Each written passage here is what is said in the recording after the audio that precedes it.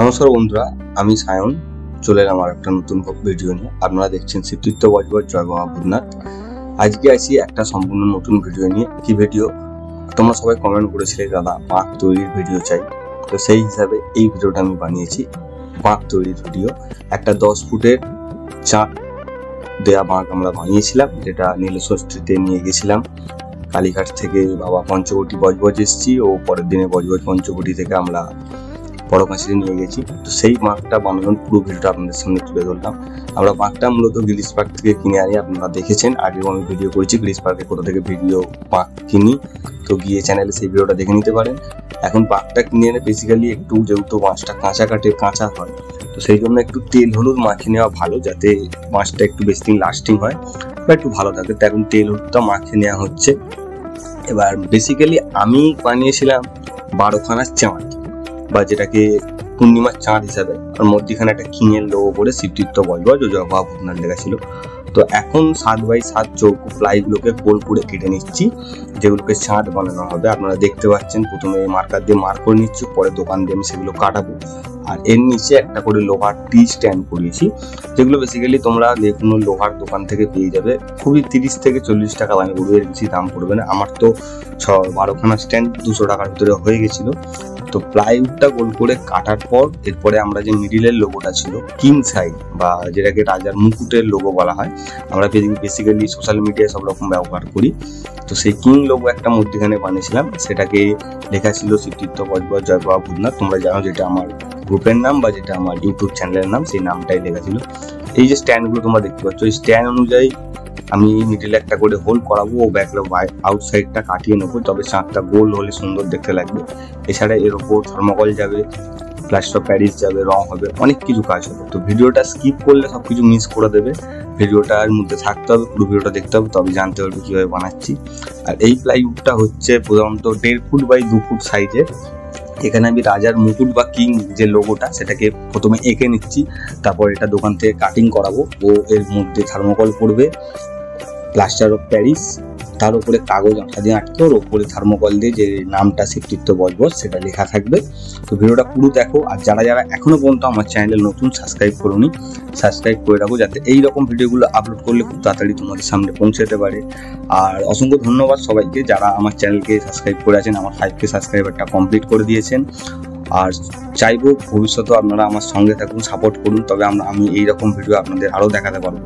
তো বেসিক্যালি গোল করে প্লাইউডটা কাটার পরে আমি 2 সাইডে থার্মোকল লাগিয়ে নিয়ে ও চাঁদের কাটিংগুলো করে নিয়েছিলাম। এখন প্লাস্টার অফ প্যারিসটা লাগাচ্ছি, সাইড দিয়ে কার্ডবোর্ডটা লাগিয়েছি আঠা দিয়ে, বা যে কোনো কার্টুন বা পেটি সেটা আপনারা ব্যবহার করতে পারেন, তাহলেও হবে। কিন্তু বেসিক্যালি আঠাটা আপনাদের ফেভিকলই ইউজ করতে হবে, যাতে জিনিসটা সুন্দর হয়, ভালোভাবে ধরে রাখবে। অন্য কোনো আঠা দিলে ধরে রাখবে না এত সুন্দর, কারণ বুঝতেই পারছেন একটা বাঁকে এইগুলো লাগানো থাকবে মানে সেই বাঁকটা সারা রাত জার্নিতে দুলবে। তো জিনিসটা আমাকে ভালো মতো মজবুতি করতে হবে, নয় সারা রাত থাকবে না, ভেঙে যাবে, নষ্ট হয়ে যাবে।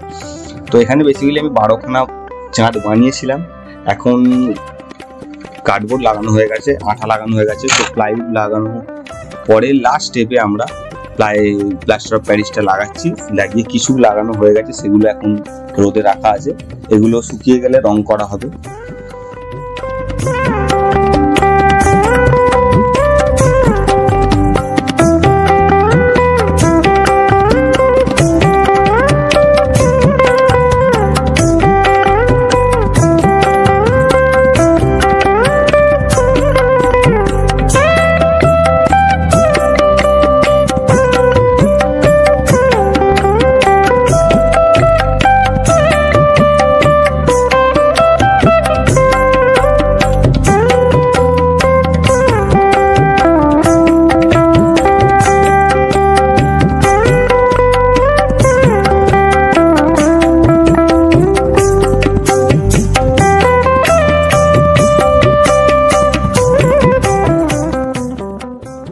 বেসিক্যালি তোমাদের আমি আগেও বলেছি, আবারও বলছি, যে আমার ভিডিও ছাড়তে একটু দেরি হয়। তার কারণ হচ্ছে পুরো প্রসেসিংটা আমাকে বানাতে হয়। বাঁকটা আমি বানাই, ডেকোরেশন আমি করি, প্লাস সেগুলো ভিডিও করে তারপরে এডিট করা একটু টাইম লাগে। এখন বেসিক্যালি ভিডিওগুলো তোমরা যেগুলো দেখছো এগুলো বাড়ির ফোন থেকে করা, তো ভিডিও করে দেওয়ারও আমার কেউ নেই। এই ভিডিওগুলো আমার মা করছে, আমি সেগুলো পরে এডিট করবো।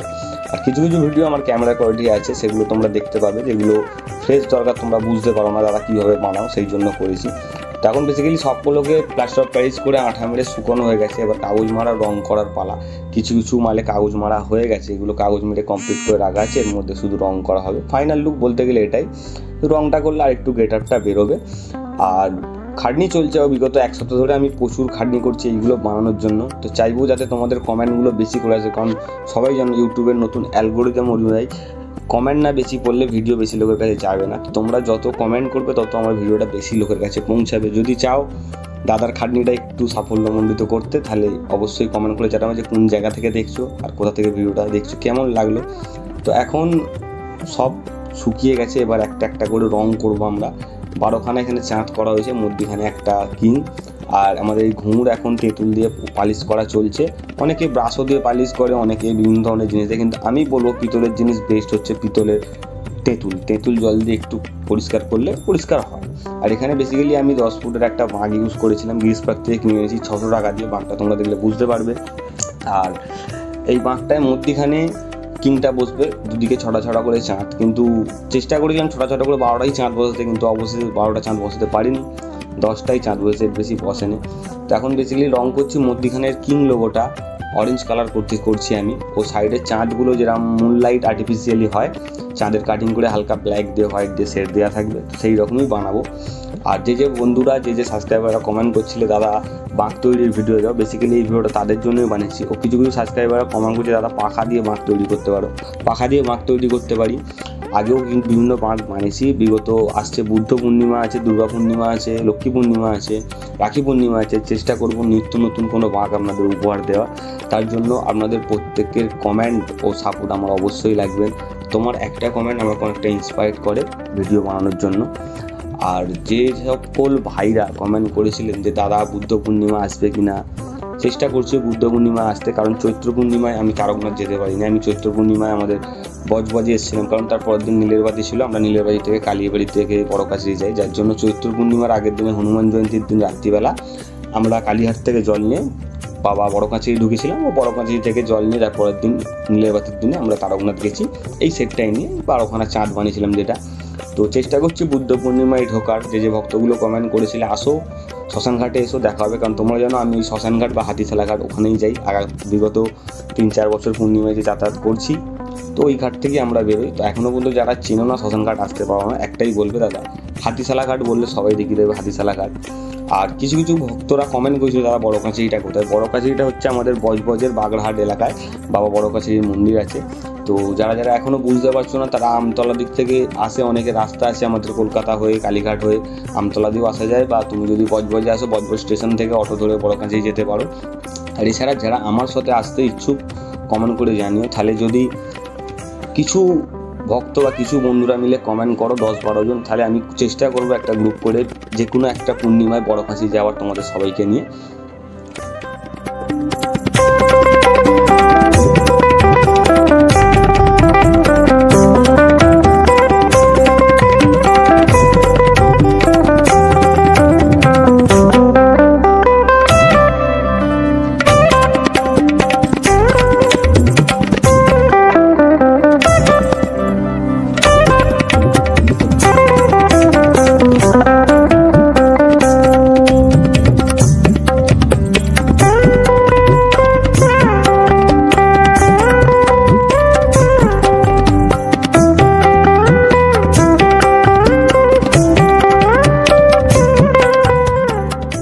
আমি প্রধানত এখানে অ্যাক্রিলিক রং ইউজ করেছিলাম। কেন ইউজ করেছিলাম? কারণ অ্যাক্রিলিক রংটা ঘরে ছিল, আর অ্যাক্রিলিক রংটা একটু মোটা জাতীয় রং, অনেকক্ষণ থাকে, অনেক বেশি দিন লাস্টিং করে। তার জন্য তোমরা বেসিক্যালি জল রং, পোস্টার কালার যে কোনো ইউজ করতে পারো, কারণ কাগজ মারা ছিল, কাগজের ওপর সব রং ধরে যাবে। কিন্তু যদি থার্মোকলের ওপর রং ধরতে দাও তাহলে শুধু রং ধরবে না, তোমাকে সেই রঙের সাথে অল্প ফেভিকল আঠা ইউজ করতে হবে, তবে তুমি সেই রংটা ধরাতে পারবে, নয় সেই রংটা ধরবে না। আর যদি কাগজ মেরে থাকো যে কোনো রং, যে কোনো জল রং, যে কোনো ওয়াটার কালার ইউজ করলেই হয়ে যাবে। আর অরেঞ্জই করতে হবে সেটা কোনো ম্যাটার নেই। আমার অরেঞ্জ কালারটা ভালো লেগেছিল, সাদার মধ্যে দেখতে ভালো লাগবে, যার জন্য আমি অরেঞ্জটা করেছিলাম। কারণ আমার লেখাটা 2 রকম কালারের ছিল থার্মোকল, তার জন্য আমি অরেঞ্জ লেখাটা করেছিলাম।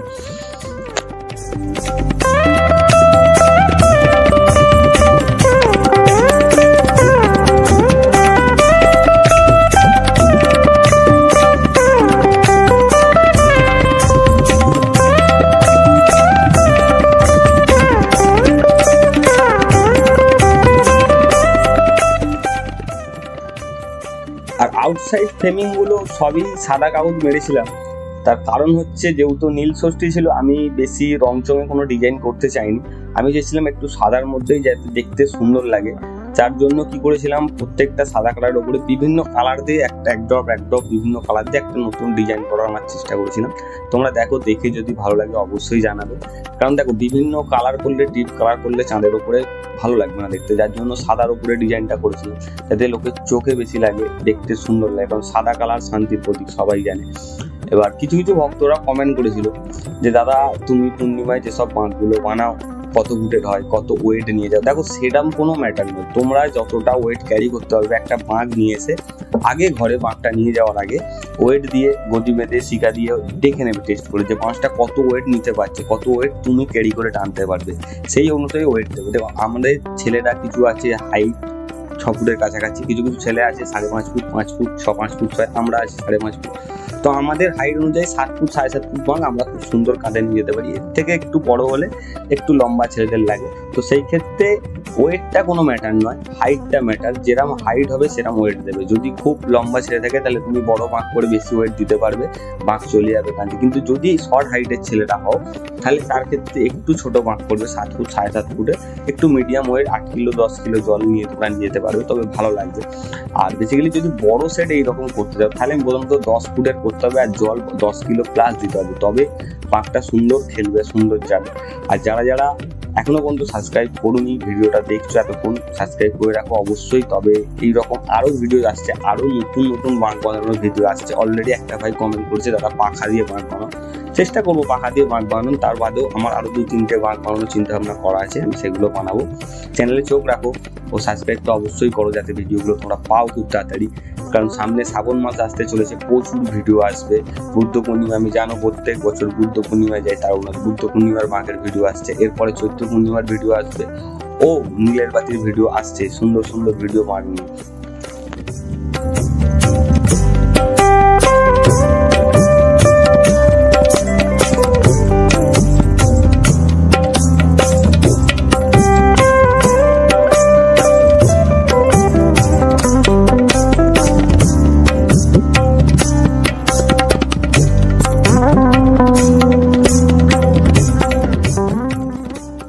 এখানে প্রধানত আমাদের মধ্যখানের কিং লোগোটা রং করা হয়ে গেছে। আর যে তোমরা এই লেখাটা দেখছো শিবতীর্থ বজবজ জয় বাবা ভূতনাথ, এই লেখাটা প্রধানত আমরা ধর্মকল দোকান থেকে করিয়ে এনেছিলাম কাটিং করে লিখিয়ে। আর এখানে লাইট গুলো কাটিং করছে আমাদের পাড়ার একটা দাদা, সব লাইট গুলো কাটিং করে দিয়েছিল, যাতে লাইট গুলো আমরা লাগিয়েছিলাম। আর বেসিক্যালি এগুলো সব স্ট্রিপ লাইট লাগিয়েছিলাম, তুমি 50 থেকে 60 টাকা দিয়ে যে কোনো ইলেকট্রিকের দোকানে পেয়ে যাবে। আর সবাই কমেন্ট করে দাদা কি ব্যাটারি ইউজ করো। আমি প্রথমত 9 ভোল্ট ব্যাটারি ইউজ করি। 9 ভোল্ট একটা দামিও আছে, একটা কম দামি আছে। তুমি এভারেডির যদি যেতে চাও 90 টাকা পিস পড়ে যাবে, আর একটু কম দামে যেতে গেলে 20 টাকা পিসও পাবে HW। তো আর চেন লাইট বিভিন্ন রেটে আছে, তুমি যে রেটে নেবে। আর অবস্থিত ঘরের অবস্থাটা খুবই আমার খারাপ হয়ে আছে, তাও তোমাদের আমি তুলে দেখছি, কারণ তোমরা এগুলো দেখতে চাও দাদা কিভাবে বানাও, কি করে বানাও। আর অলরেডি বিকাল থেকে সন্ধ্যের দিকে হয়ে গেছে, যার জন্য ভিডিও কোয়ালিটিটা একটু খারাপ হয়েছে। কিছু করার নেই, আমি দিতে চাইতাম না, কিন্তু তোমরা এই জিনিসগুলো দেখতে চাইছো, বারবার করে জিজ্ঞেস করছো। আর এখানে বেসিক্যালি এখন আমরা চাঁদটা রং করছি, সাদার উপর কালো শেড দিচ্ছি, যাতে মানে চাঁদের লুকটা আমি আনতে পারি। আর এর 4 সাইডটা সাদা স্ট্রিপ লাইট গোল করে দেওয়া থাকবে, তোমরা জানো যেটা মুন লাইট হয়। তো বাকি ভিউটা রাত্রিবেলা না হলে আমি বলতে পারবো না, কারণ দিনের চোখে সাদা আলো একটা অন্যরকম দেখতে লাগছে, আর রাতে সব আলোগুলো জ্বেলে দিলে একটা অন্যরকম দেখতে লাগছে। আর যারা যারা প্রধানত আমার এই বাঁকটা বড় কাঁচরিতে দেখেছো নীল ষষ্ঠীতে, তারা তো অবশ্যই কমেন্ট করবে। আর এছাড়া আমাদের বজবজ চত্বর বা বাওয়ালি চত্বর থেকে যারা আছো, আমার বন্ধু বা আমার সাবস্ক্রাইবার অনেকেই আছে, আমাকে চেনে, সায়নদা হিসাবে চেনে, তারা অবশ্যই কমেন্ট করে জানাবে তারা বড় কাছারি গিয়েছিলে কিনা ও আমার বাঁকটা দেখেছিলে কিনা।